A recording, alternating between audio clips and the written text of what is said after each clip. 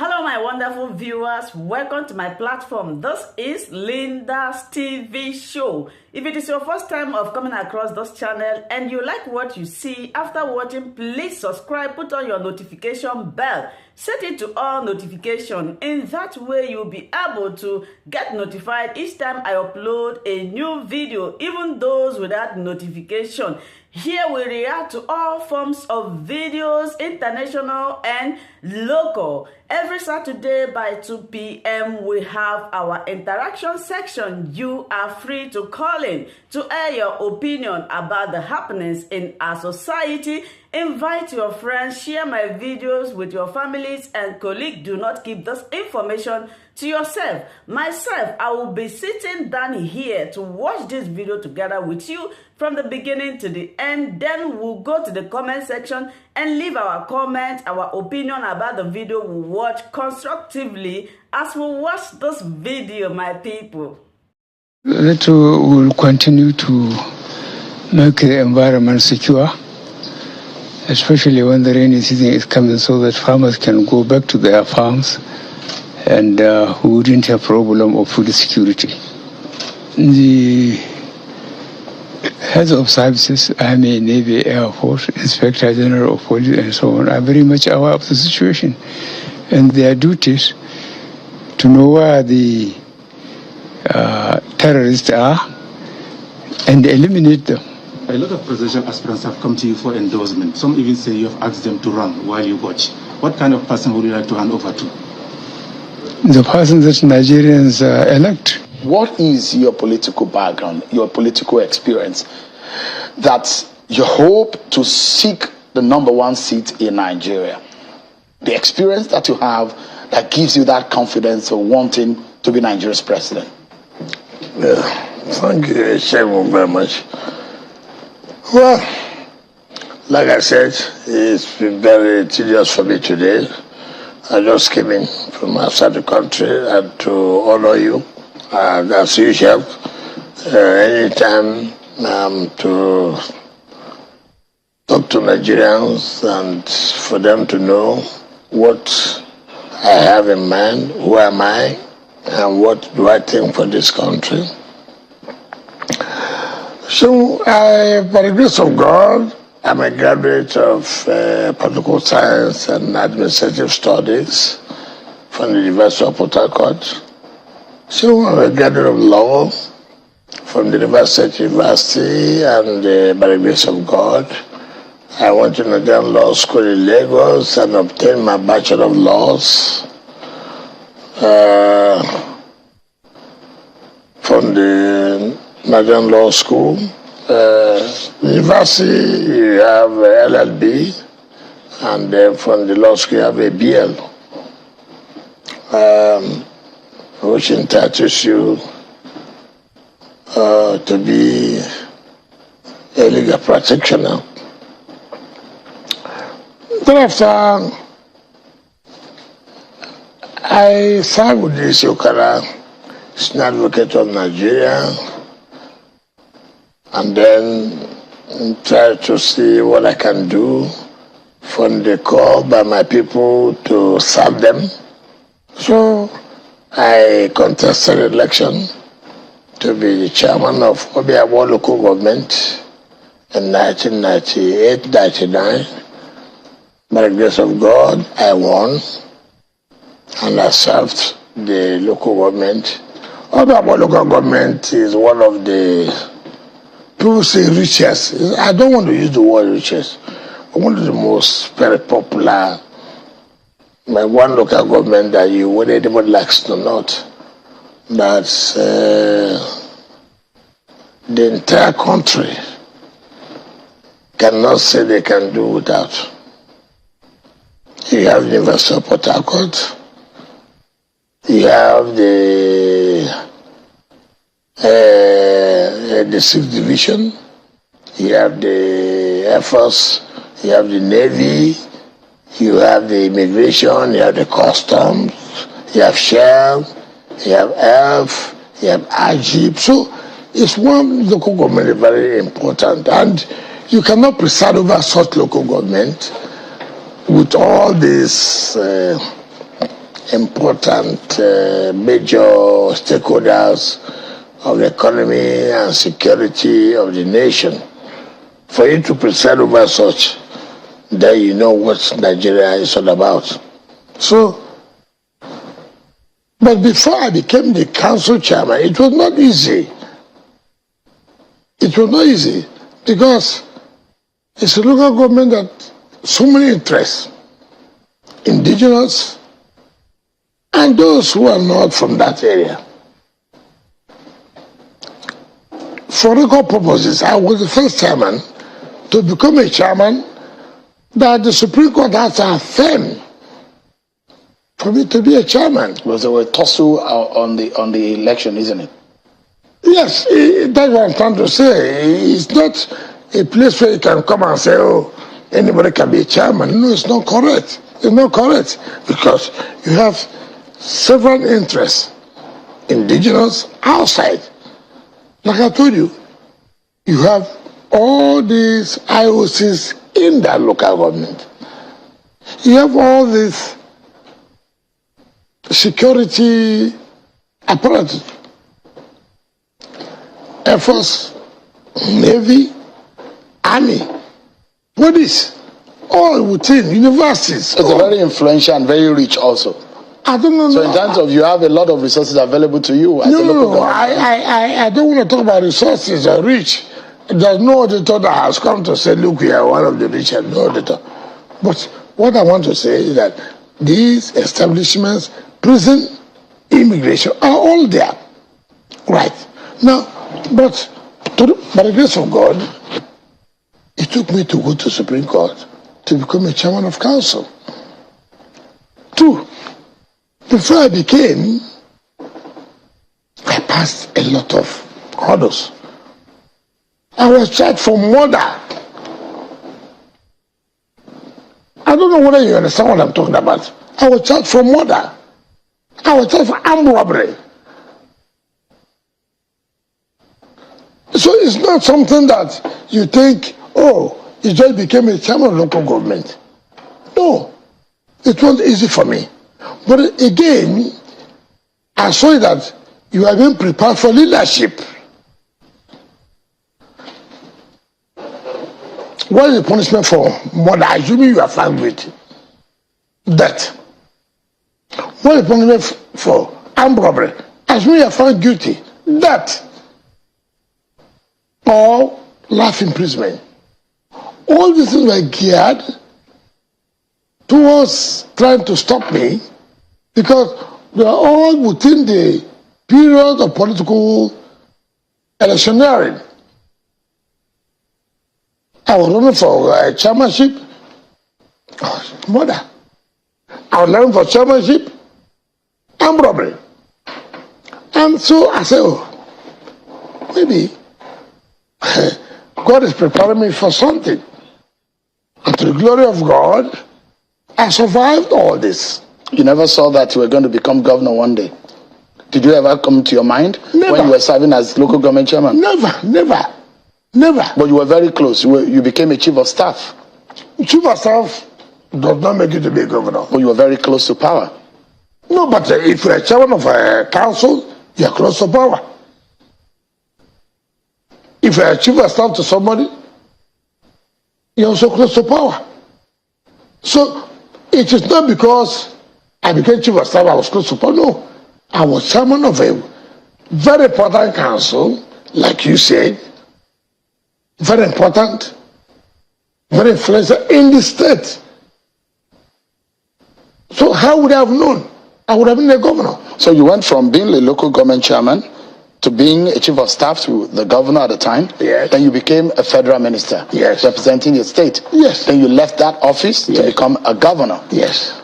So that tells you, if you look at my antecedent, it has never been easy. Take for example, for me to be a chairman of council, I had to go to Supreme Court. To that level, chairman of council, even though I had to pass through a lot of process of being charged for murder, charged for armed robbery, for what you do not know about, but by the grace of God, I became a chairman. Then, to the point that I became a chief of staff, even to become that chief of staff was a problem. If you remember, when I was chief of staff, on the 3rd of December 2007, I was not assassinated. December 3rd, 2007, if I can remember vividly. So, even at that point, I was a threat, unknown to me. So you had near-death scenarios in your political journey? So, the point I'm trying to say, I have never become in any of these without... On a silver platter? Yes, no. That you are bashed, you are given. No. And you don't think that being a president also is going to come to you easy? Because your journey into politics has never been easy. It has never been easy, and I have never one day said, I want it on a plate of gold. Never. In fact, you see, when you give people things on a plate of gold, it doesn't work well. It doesn't. So, for me, anything I'm seeing now, I just laugh. I say, oh, this is what I passed through. This is the process God is trying to lead me through. So you are having it tough this time too? Not necessarily that I'm having it tough, but yes, it cannot be easy. It's not given to you on a platter of gold. Power. It's not that. Power is not given. No. There's nobody that can tell you that you just take power. Not only just taking power, presidential power will give it to you on a platter of gold. Even when you get it on a platter of gold, it would not work well. Take, for example, President Buhari, everyone is saying, no, give it to him. Give it to him. He's the Messiah. He's this and that. What has happened? I don't believe. You think he got it on the silver platter? What was the fact? He became president after 4 times, after trying 4 times. Oh, no. Look at what happened. Look at history. All those periods that he was running as president, who came? But now that they came to deceive Nigerians, then look, this is the only man who can solve the problem. This is the only man who has the key to Nigeria being one of the greatest countries. And Nigerians were deceived, Nigerians were told, and we all bought him. And so where we are today. They told Nigerians, if you do not elect President Buhari, there cannot be any Nigeria again. If we do not elect President Buhari, forget it. Forget it. So now, but now, look at what has happened. Now, tell me about your experience with the screening process. We don't know for sure the names because the party has not come out with those who have been screened out. Yeah. Do you have an idea? Were you successful? No. Frankly speaking, I just received my clearance certificate. So it means that you are successful? Yes. I may tell you. Who would have been more successful than me? So you went confidently. You never thought that you may have any order to cross or any problem? What would have been in terms of certificate? No. What would have been the hurdle? First of all, I didn't go to school. I didn't have my primary certificate. I didn't have my secondary. Not my first degree. Not my second degree. Not my youth service. You know what made me happy was that when I went to screening, I saw Michael Hamba, one of the most revered senior advocates of Nigeria. And you know what he said? Look. But I don't know what anybody will question about this certificate. So I have never had any controversy about my certificate. The schools I attended, nobody can say, let us go and ask. As I speak to you here now, I can tell you who was my seatmate from year 1, year 2, year 3, year 4, University of Port Harcourt, who were my seatmates from the Rivers University. As I came from my youth service, I served in the former Gongbera state that now became Adamawa and Taba. In fact, I served in Tako, which is today in present Taraba state. So I can tell you who were my colleagues as corpers. So your credential is not in doubt. But what the voters may want to know or question is your capacity to lead in this country. I mean, you've led River State. Yes. But there's a lot more to leading Nigeria. You're going to be president of over 200 million people, the largest gathering of black people on earth, and perhaps the most influential country on the continent. So the question is, what differently do you have to offer than what we have presently? Now, let me be very kind to you. You made so many issues, the most influential country, the most populous country. How do you arrive at that? If I talk about the statistics to show.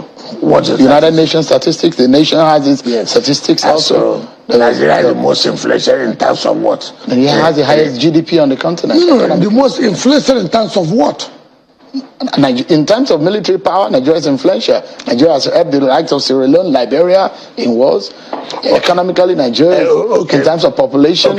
Okay. First of all, you don't agree that Nigeria? No. First of all, I've not gotten the ticket of my party. When I get the ticket of my party, then we'll be able to say. Now you're asking me capacity. What capacity do you want me to have? Considering the challenges of Nigeria. What are the challenges? The capacity to fix them. Okay, tell me, what are the challenges? Security. If you ask me today, what's the problem of security in Nigeria?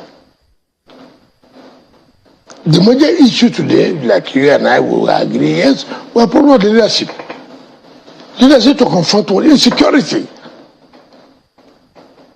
Let's talk about fat corruption. With due respect, if I'm given the opportunity to be president of this country today, one major thing, anybody, whether they like it or not, it doesn't matter the party you belong to, it doesn't matter what interest you have, Nigeria is dying. Nigeria is full of insecurity. Let nobody come and tell you, as I come, I'm going to solve the problem of the economy. What economy? When there's insecurity. One thing you must solve first is the issue of insecurity. If you don't have a courageous leader, if you don't have a fearless leader, now say, look, we cannot allow this to continue. The insecurity is clear. What do I talk about economy? How do I talk about agriculture? How do I talk about employment? Or solving the problem of unemployment? You must have to say, today, I'm in my house, 7:25. How do I survive tomorrow? Are you sure I'm not going to be kidnapped this night? Are you sure my wife, she's not back? Are you sure my children are not back from work? What's going on? Up to now, 7:25, you have to fight the issue of insecurity. And you must take headlong. They will say charity begins at home. You mentioned the issue of economy, issue of fighting corruption, issue of security. So the question will be, how much of that did you do in your state? How successful are you in that? I mean, that should be a template for you to show Nigerians that I've done it here and I have the capacity to do it at the national level. Let me, as at the time I came in as governor of Rivers said, what was Rivers? You were hearing Rivers everywhere. Every day on the road, the buses have been kidnapped. People have been killed. Look, it was bad. So what is the position today? I'm not saying, with due respect, that you can stop insecurity. No, nobody, all over the world, nobody can do that, even in America. What is important is that, yes, there is insecurity. If people are caught, can they be sanctioned? I have, as a matter of fact, in Rivers State, reduced the level of insecurity. What it used to be is not what it is now. And whether anybody likes it or not, you can go home. Every Rivers person can go home to the look. That is not what it is now. Before, we cannot say you can go home to Rivers State and go and sleep. But now, that is a thing of the past. But that does not mean you cannot have some pockets of insecurity. It's all over in the world. It's all over. But what would you say is the solution of insecurity? For me, to fight insecurity in this country, you must have a state police. It's the key. We must not religionize it, exercise. No. State security is key, is paramount in fighting insecurity in this country today. And we talk about true federalism. Let me tell you, what are we talking about? We can have a state police. What does that have to do with conflicting with federal police? We can have a local police, community policing. Why? The law is clear. Offenses committed and can be tried under the federal laws, which will be taken care of the federal police. Offenses committed. So much, my wonderful viewers, for watching this video together with me from the beginning to the end. Like I said before, if you like what you see here, if you like what I do in this platform, as you have finished watching this video, please hit that red button that says subscribe and put on your notification bell to all notification. In that way, you'll be able to know when I upload a new video. Share my videos, leave your comments in the comment section constructively. Until I meet your way again in my next video, I still remain your Linda's TV show. Bye-bye.